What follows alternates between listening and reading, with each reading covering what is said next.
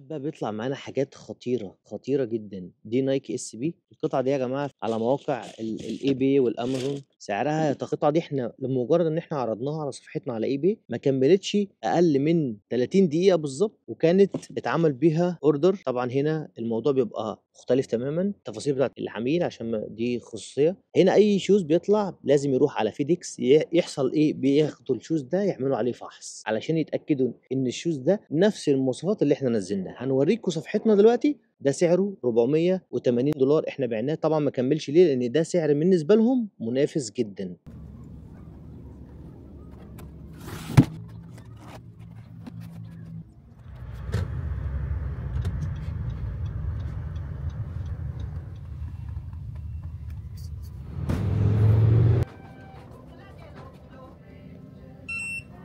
اوكي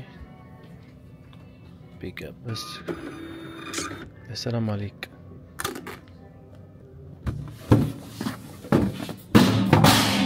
شكرا.